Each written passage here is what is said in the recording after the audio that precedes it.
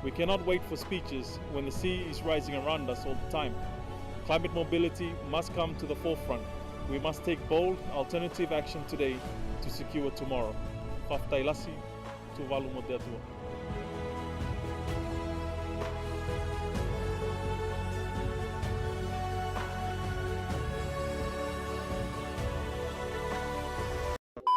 Tahu nggak kalau di video yang barusan itu adalah seorang menteri dari sebuah negara? Dari video terlihat jelas kalau dia sedang berpidato. Tapi yang aneh itu dilakukan di tengah-tengah laut. Kenapa ya? Kenapa seorang menteri mau-maunya melakukan pidato di tengah laut? Yuk kita bahas di berita acara. Sebelum kita bahas mengenai aksi Pak Menteri tadi, kita tidak boleh melewatkan pembahasan soal negaranya, karena aksinya ini ada kaitannya langsung dengan keberlanjutan dari negaranya. Jadi, bapak-bapak yang tadi adalah Menteri Luar Negeri dari negara Tuvalu, namanya Simon Cove. Negara ini terletak di Samudra Pasifik dan menjadi salah satu negara di benua Oseania. Dulu, negara ini dikenal sebagai Kepulauan Ellis, yakni sebuah kepulauan yang terletak di antara Hawaii dan juga Australia.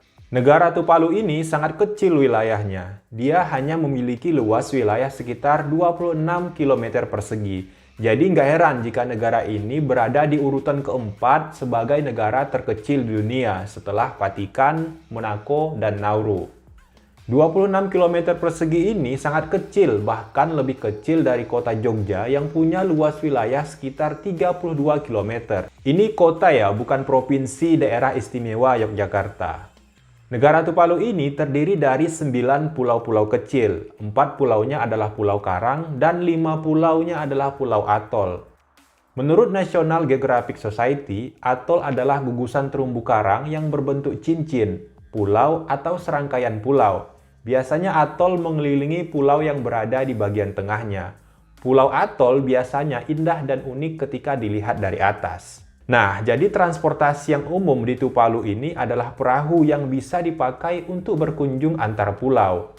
Dan di Tuvalu cuma ada satu bandara, yakni di ibu kota negara Funafuti. Selama Perang Dunia Kedua nih, Tuvalu merupakan lokasi strategis bagi pasukan Amerika Serikat. Itu karena pulau-pulau yang terdekat dari daratan seperti Pulau Kiribati di Pasifik telah ditempati oleh pasukan Jepang. Jadi kalau kita ke Tuvalu sekarang, kita masih bisa menemukan artefak-artefak Perang Dunia Kedua seperti landasan pesawat dan bangkai kapal yang digunakan dalam perang. Selain landasan pesawat dan kapal, di Tuvalu juga masih ada bunker bawah tanah yang saat itu digunakan untuk kepentingan Perang Dunia Kedua. Yang namanya negara kan pasti memiliki tentara ya, atau angkatan bersenjata. Hal ini diperlukan untuk menjaga kedaulatan negara kalau sewaktu-waktu ada pihak-pihak yang ingin menyerang. Tapi tidak dengan Tuvalu. Negara Tuvalu sama sekali tidak memiliki tentara. Kok bisa? Terus gimana cara mereka mempertahankan kedaulatannya? Jadi di zaman penjajahan dulu, negara Tuvalu ini merupakan negara jajahannya pemerintah Inggris. Baru pada tahun 1978 mereka mendapatkan kemerdekaannya. Sampai saat ini, negara Tuvalu masih menjadi negara anggota Persemakmuran Inggris Raya, yaitu persatuan secara sukarela dari negara-negara berdaulat yang didirikan maupun pernah dikuasai oleh kerajaan Inggris. Mereka ini bersatu karena mereka memiliki tujuan yang sama, yaitu untuk saling mendukung negaranya satu sama lain. Nah, sehingga Inggris yang bertanggung jawab menjaga kedaulatan negara Tuvalu. Jadi kalau ada yang macam-macam mau menjajah Tuvalu nih, maka yang turun tangan adalah Inggris. Selain Tuvalu, ada banyak lagi negara-negara yang masuk persemakmuran Inggris ini, seperti Australia, Kepulauan Solomon, Samoa, Vanuatu, dan lain-lain.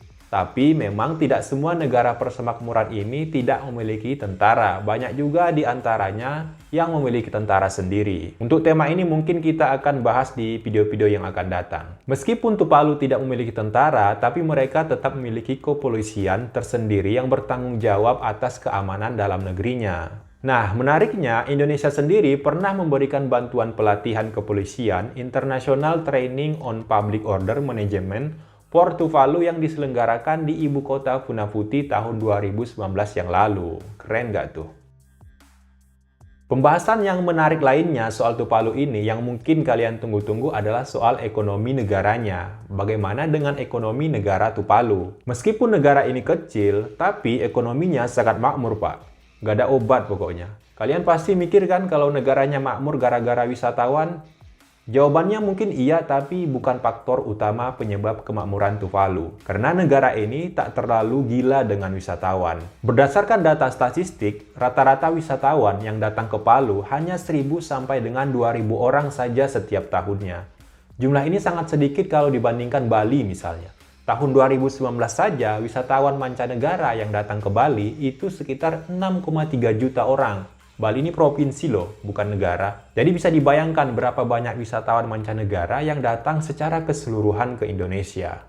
Orang Bali saja 6,3 juta orang per tahun. Meskipun negara Tuvalu punya alam bahari yang indah, tapi buat akses ke sana itu sulit. Inilah alasan kenapa pariwisata Tuvalu itu tidak berkembang. Untuk ke sana, wisatawan harus naik pesawat dan transit dulu di Kepulauan Fizi. Baru kemudian lanjut lagi ke bandara internasional di ibu kota Funafuti. Wah, repot juga ya. Apalagi kan kalau mau ke pulau-pulau yang ada di Tuvalu, ini kan harus pakai perahu karena cuma ada satu bandara di negara tersebut. Balik lagi ke pertanyaan sebelumnya, jadi kenapa Tuvalu bisa menjadi negara yang makmur? Tapi kan daerahnya kecil, kenapa bisa makmur? Jawabannya karena adanya peran internet. Tapi bukan karena negara ini memiliki teknologi internet yang canggih seperti di negara-negara maju, seperti Amerika, Jepang, Inggris, dan lain-lain. Bukan karena itu. Kemakmuran yang didapat oleh negara Tuvalu ini berkat domain yang dimiliki negaranya. Jika kalian nggak tahu apa itu domain, domain adalah nama unik yang diberikan untuk mengidentifikasi server komputer seperti web atau server surel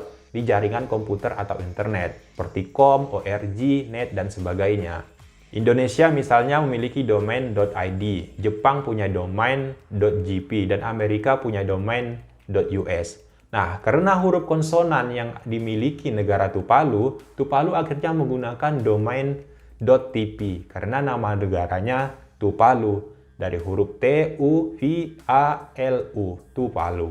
Ternyata ini jadi keberuntungan bagi negara Tuvalu karena banyak alamat situs di dunia yang menggunakan .tp sebagai domainnya. Apalagi nama TP kan ini begitu lekat dengan dunia entertainment. Akhirnya, setiap situs yang menggunakan domain.tp mau tak mau harus membayar royalti ke negara Tuvalu. Wah, enak juga ya. Originally, a company called .tv bought the licensing rights for the .tv domain, but in 2002, this company was acquired by VeriSign, which, aside from being a nightmare of a name for dyslexics, is the registrar for a bunch of different top-level domains, including .com, .net, and now .tv.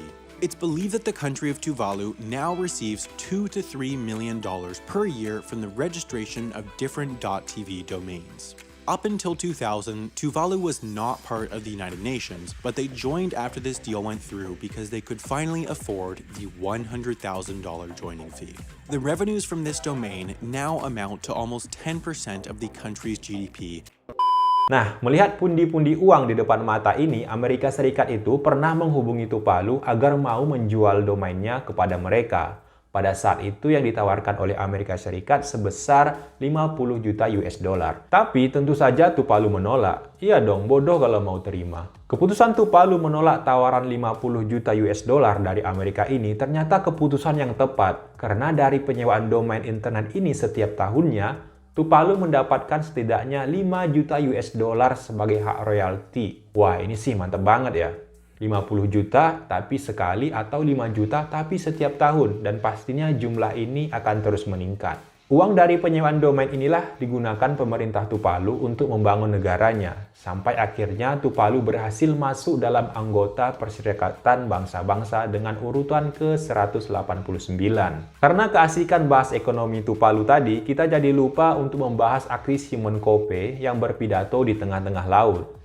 Jadi aksi Simon Covey ini bukanlah tanpa sebab. Hal ini dia lakukan saat berpidato di acara konferensi perubahan iklim yang diselenggarakan oleh PBB tahun 2021. Dia berharap dengan aksinya ini dapat menyindir dunia kalau perubahan iklim bisa menenggelamkan sebuah negara. Tuvalu menjadi salah satu negara terancam tenggelam akibat perubahan iklim. Pada tahun 2019 saja, pemerintah Tuvalu mengungkapkan bahwa 2 pulau di negaranya berada di ambang kehancuran akibat kenaikan air laut dan erosi pantai. Sebagian besar pulau negara itu terletak hampir 3 meter di atas permukaan laut. Seram juga ya.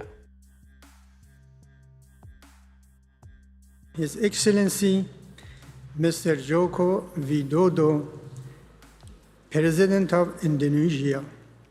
Your Excellency, you have the floor. Yang mulia, perubahan iklim adalah ancaman besar bagi kemakmuran dan pembangunan global. Solidaritas, kemitraan, kerjasama, kolaborasi global merupakan kunci. Perubahan iklim memang saat ini menjadi perhatian dunia. Organisasi Meteorologi Dunia melaporkan bahwa suhu bumi tahun 2015 hingga 2021 berada dalam tren menuju 7 tahun dengan rekor terpanas dalam sejarah. Kenaikan permukaan laut global juga semakin cepat sejak tahun 2013 hingga mencapai titik tertinggi baru pada tahun 2021 tahun yang lalu. Ini juga disertai dengan berlanjutnya pemanasan dan pengasaman laut. Suhu rata-rata global tahun 2021 telah mencapai kenaikan sekitar 1,9 derajat Celcius di atas rata-rata tahun 1850 hingga 1900. Wah, ini sih ngeri ya kalau kita santai-santai saja tanpa melakukan apapun.